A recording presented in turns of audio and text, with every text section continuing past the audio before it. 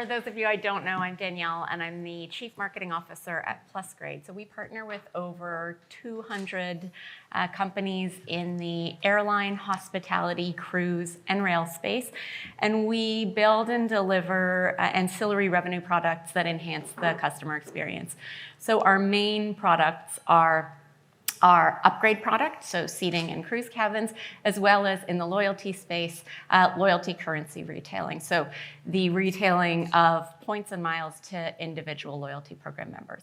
And together, all of those solutions, which are all white labeled, are going to deliver $5 billion to our partners this year. So it's a pretty significant source of revenue. And I am thrilled today to introduce one of our, I'll say it, we love all our partners, but one of our more exciting partners to work with because we can experiment a lot together. So I'd like to introduce you to James Curry. Thanks, Danielle, and fantastic to see so many familiar faces. I have a 4-month-old at home, our first, and there's been a lot less travel over the last few months. So it's been great to get to London, see many familiar faces, and also meet some new ones already. So looking forward to a good day. For those that don't know me, I look after product and member engagement for Emirates Skywards. And lucky with the portfolio, we really touch the entire value chain. So we start with the strategy. My portfolio also looks after the service delivery aspects as well. And it also includes our specific specialised call centre for our top 300 customers as well. So excited to talk about a really important part of our program in the miles retailing business. I actually need a clicker. So I'm assuming. That's on the fritz. You want me to run the slides for you? Yeah, can you? That would be great.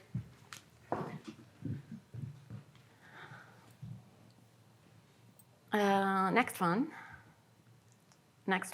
We did the intros. Okay, here we go. We skipped ahead a little bit. Okay, so we have been partners for a few years, since 2018.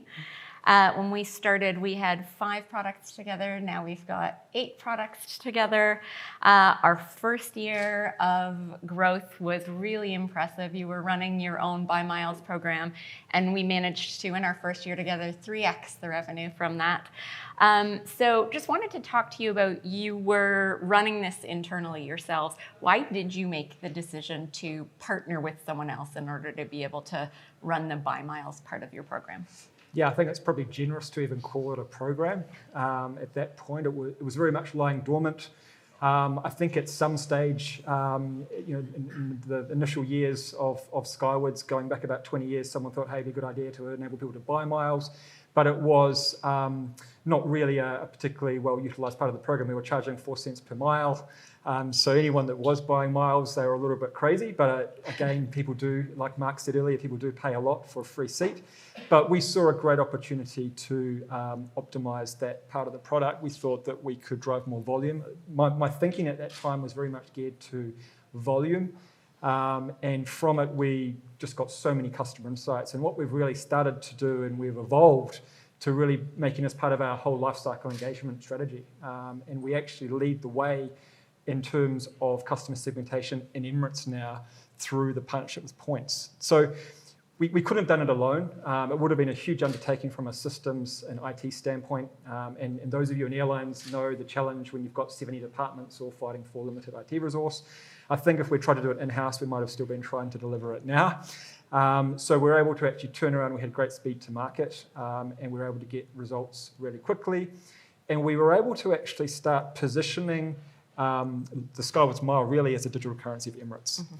And I think it opened people's eyes up to the revenue we get from partners as well, obviously absolutely critical to the success of loyalty in Emirates and also feeding into supporting our core business. It changed the mindset. So, we don't sell vouchers. People can't buy an Emirates travel voucher. That's not something that we offer.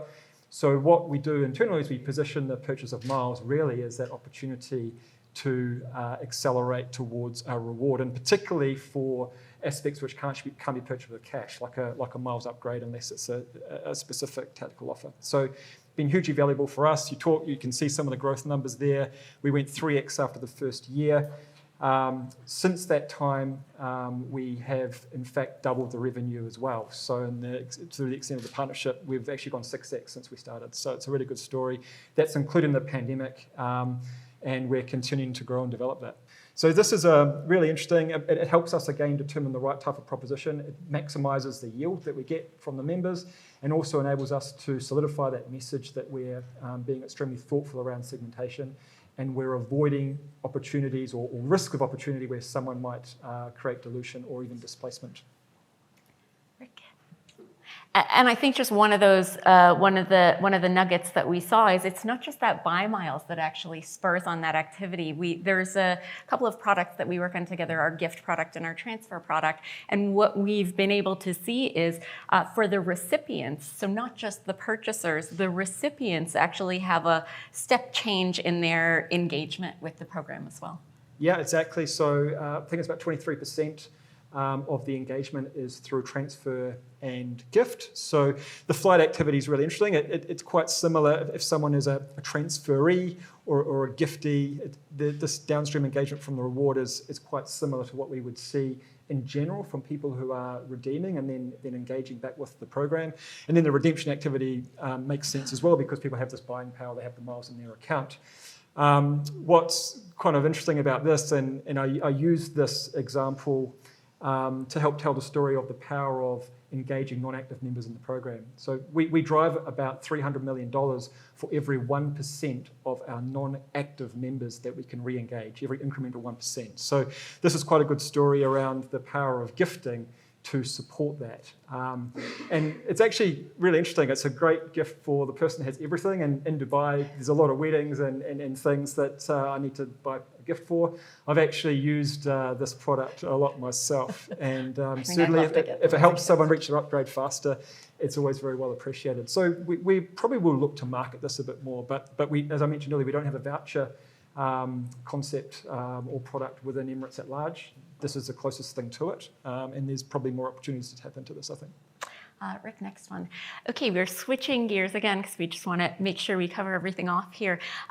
You have spent a lot of time and focus on growing the program in the last years and months.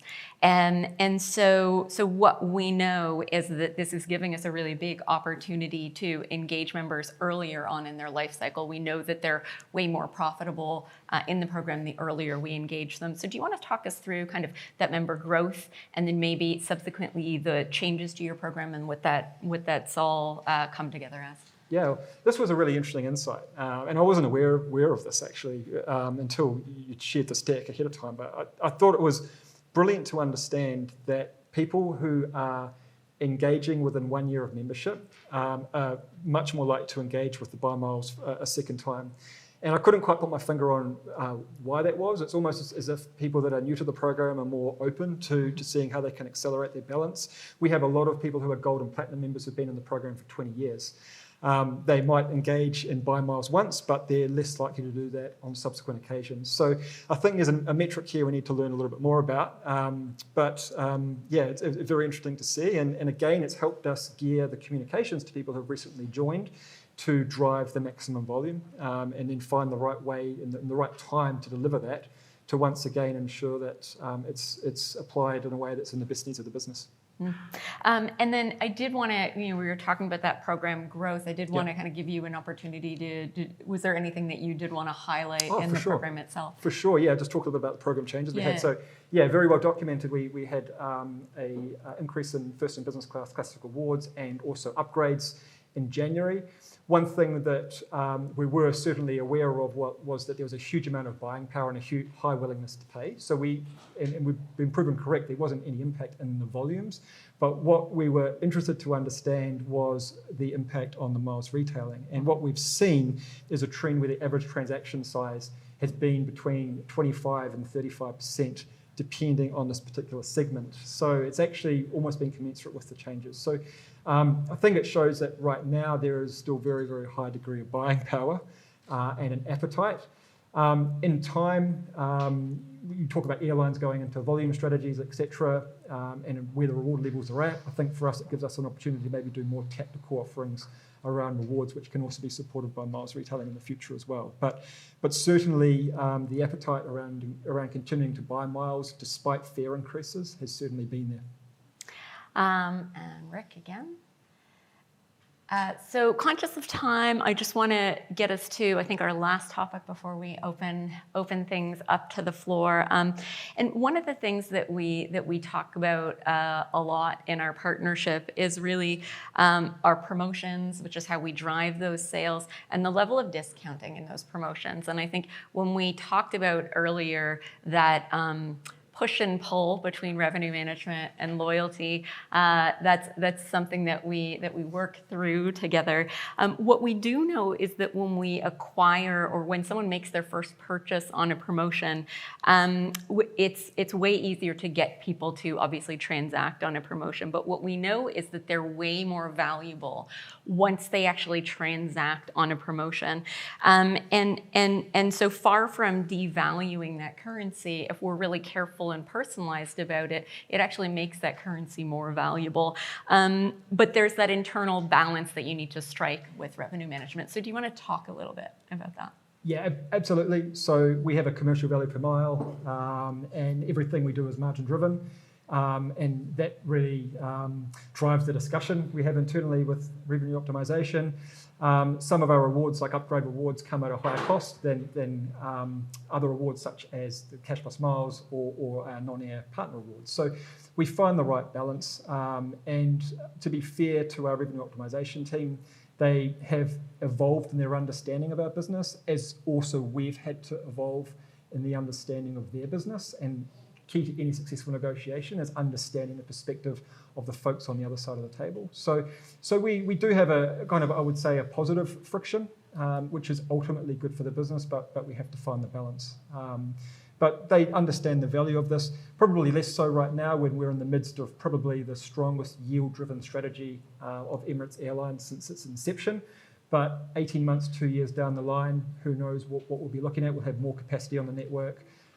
There's always currency fluctuations. There's always geopolitical situations to look at. There will be pockets of the network where there is a need for volume strategy.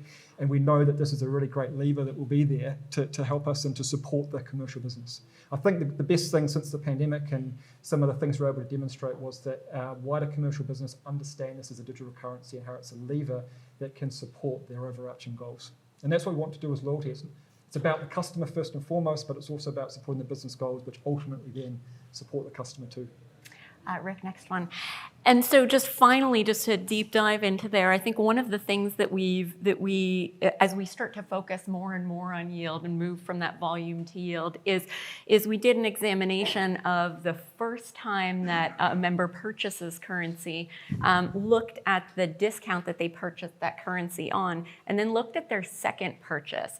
Because we felt fairly certain that in our personalization strategy, we could say, even if we gave you a 80% bonus on your first transaction, that we could pull you down the discount value chain. So if you at first transact on a pretty rich bonus in order to get you in, you don't need that bonus in order to continue to transact. And so I think the most interesting thing on this slide here is if you look at the highest discount on the first purchase, so first transaction of around 40% discount. That second transaction, because of, I think, the way we've been personalizing those offers, you look at that second transaction average sale rate being around 20%, which is huge, right? So if you were originally acquired on this really rich discount in order to spur your interest, you saw the value in the purchase and you didn't actually need to be discounted as much.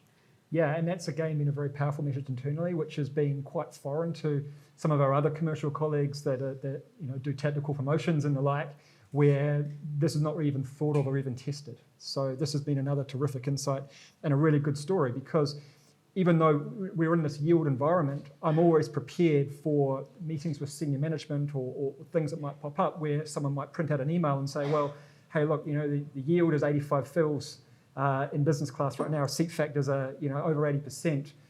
Why are we going and selling miles to people? And you have to explain these things. And this is an important message that shows the degree of sophistication we're applying to how we go about this, that takes into account all the aspects of the business. Rick? That's what we have prepared for you. James, anything I didn't ask you about that you wanted to share? No, it's great. Thank you. All right. Thank you.